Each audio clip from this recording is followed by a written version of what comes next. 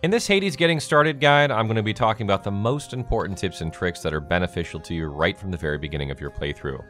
I'll be discussing the best weapons you should equip, the resources to chase after, and the upgrades to unlock early on, to name a few.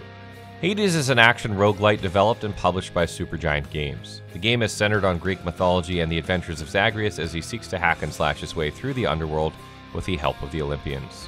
Hades will be released on Xbox One, Xbox Series X and S, PlayStation 4, PlayStation 5, and Xbox Game Pass on August 13th, and is currently available on PC and Nintendo Switch.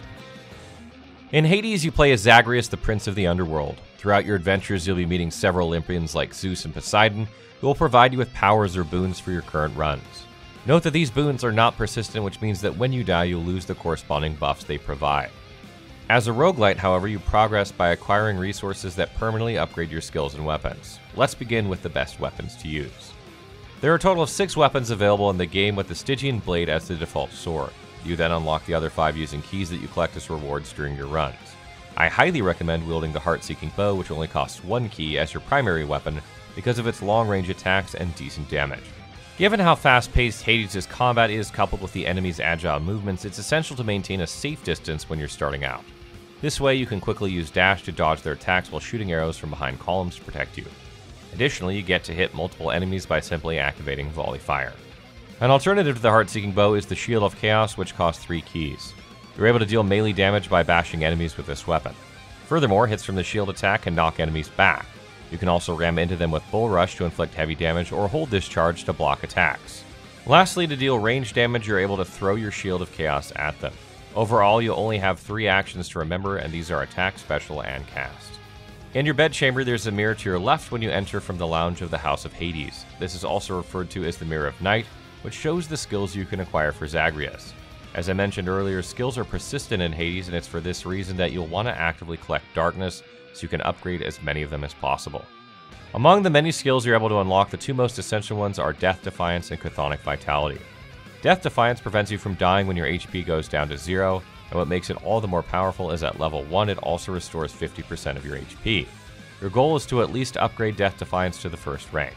This is highly beneficial since you'll be dying a lot in the game as you learn to fight enemies and face the challenges that await. Next is Chthonic Vitality, that regenerates a portion of your HP when you complete and move on to the next chamber.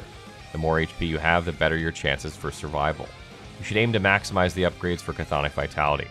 Later on, when you've grasped the mechanics, you'll have the option to reset these talents by spending 1 Chthonic key, so you can try out other skills that you deem necessary instead of focusing mostly on HP improvements.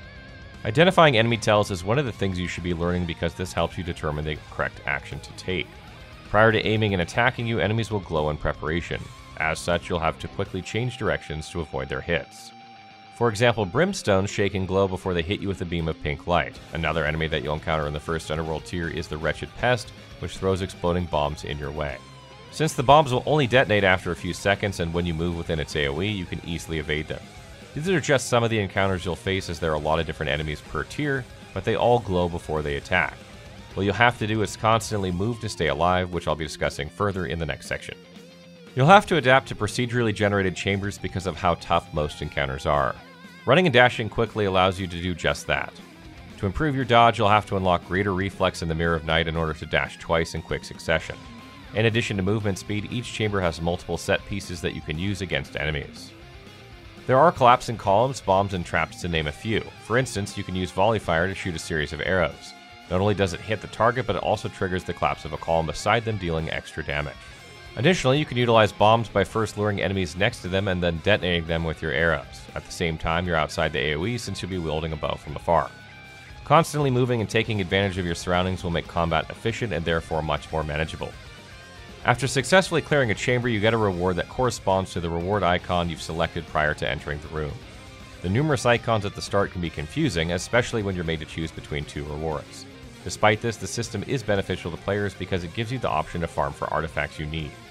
For instance, to unlock Death Defiance as soon as possible, you'll have to choose chambers with Darkness as the reward. Darkness is represented as a purple gemstone in the form of a teardrop. Similarly, if you want to unlock the remaining weapons, you can farm for keys. To stay alive, you'll have to improve your HP. As such, you'll want to choose Centaur Heart, which boosts your maximum HP by 25. This is important, especially since you only have 50 HP to begin with. There are also other rewards that you'll need to take note of, as these provide a significant impact on Zagreus' power and strength. Daedalus' hammer is also a great reward to chase after because it improves your weapon's functionality. For example, you can choose to increase the shots of your attack or to raise the number of affected targets while dealing more damage. You always want to take this one whenever you see it. Next, there's Boons of the Olympians, which changes your playstyle. For instance, with Zeus, you'll be able to utilize Chain Lightning to strike multiple enemies at once. Just be careful to sparingly choose reward icons that consist of 2 boons at the start. These chambers are generally more difficult to deal with since you'll face the wrath of God whose boon you haven't chosen. After successfully pulling through, however, you'll get both boons. In order to increase their level and improve the bonuses you receive, you'll need to select the Palm of Power reward. Lastly, you'll want to collect Charon's Obol, which is the game's money to buy more boons, centaur hearts, and other upgrades from Charon. In Hades, you'll meet Olympians who will provide you with unique abilities. Out of the 9 gods, it's better to prioritize the boons of Athena, Hermes, and Poseidon until you become more familiar with the game. Athena's powers allow you to gain Deflect, which defends you from projectiles and is extremely valuable. She also enhances your resistance against attacks. Hermes' boons improve dash and movement speed to increase the chances of successfully evading enemies. He also boosts your attack speed as well as your cast activation and cooldown time, so you can use it more frequently. Lastly, Poseidon focuses on knockback abilities while dealing more damage. Moreover, you get abundant rewards, so you're able to efficiently farm for artifacts. On top of the artifacts and boons of Olympians, there are rewards that require you to take greater risks by losing a portion of your HP or by quickly killing enemies. These risks determine the type of rewards you get. Specifically, these challenges are known as Chaos Gates and Infernal Troves. Every now and then, a portal to Chaos Gates becomes available in random chambers. To descend into it, you'll have to sacrifice a portion of your HP. Once inside, the Primordial Originator Chaos will let you choose from boons that involve challenges for the next couple of encounters. One example is Caustic Shot, where slain enemies will then hurl Infernal Bombs at you for 3 encounters. Once you've completed this, your cast will deal plus 34% damage. On the other hand, Infernal Troves provide tests for additional rewards. In one case, you have the option to regain 100 HP as long as you quickly slay enemies. The slower you kill them, the lesser the amount of HP is restored. Next, we have Keepsakes that further add to the power of your character. This is obtained every time you give a nectar to NPCs. Remember to give everyone only 1 nectar each until you unlock all of these. There are over 20 keepsakes in the game, yet you can only equip 1 at a time. The top 3 best keepsakes to start with are the Old Spiked Collar, Lucky Tooth, and Evergreen Acorn. Both the Old Spiked Collar and Lucky Tooth are related to improving your HP. The former increases your starting HP from 50 depending on its rank, whereas the latter automatically gives you a portion of your HP back when it's been fully depleted. Meanwhile, the Evergreen Acorn protects you from a handful of damage against bosses. This is specifically useful in final encounters right before moving to the upper Underworld tier, because it gives you time to adjust to the fighting styles of these bosses. If you want to experiment with others, you can choose keepsakes given by the gods. Athena's Owl Pendant, for example, ensures that the next boon you receive is from her. Furthermore, there is also the chance to receive rare or better quality powers. This is the same for the other Olympian boons as well. After playing for an hour or so, you'll eventually unlock the House Contractor, which provides chamber and house renovations. To gain access to these renovations, you'll need to spend gemstones, which are a part of the standard reward pool. In most of the tabs, though, you only get cosmetic enhancements. To make chamber encounters much more manageable, you'll have to unlock work order renovations. These are permanent add-ons to your runs. With foundation chambers, you gain access to rooms that restore HP, whereas with the keepsake collection, you can switch between keepsakes when you enter the next Underworld tier. Engaging in Infernal Troves also requires that you unlock the Plunder Lesser Work Order. There are a lot of other work orders, so make sure you prioritize unlocking them before investing in cosmetics. Dying in Hades doesn't feel begrudgingly painful because you're able to learn more about the lore of the Underworld as well as the gods and supporting NPCs. Additionally, you'll have the chance to give nectars to these NPCs who in exchange will supply you with useful keepsakes. It also provides you with an avenue to further strengthen Zagreus by unlocking skills and renovations, both of which are persistent throughout your playthroughs. This is what makes the game exciting because you reap rewards even when you die.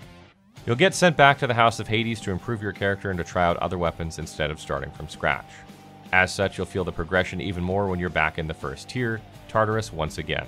Mastering these techniques allows you to better understand the core concepts behind Hades without fumbling around as much at the beginning. It also helps you complete encounters much more effectively and efficiently. What did you think of the Getting Started guide? Will you be playing Hades on August 13th when it comes to Xbox and PlayStation? What platform will you be playing on? Let us know in the comments below.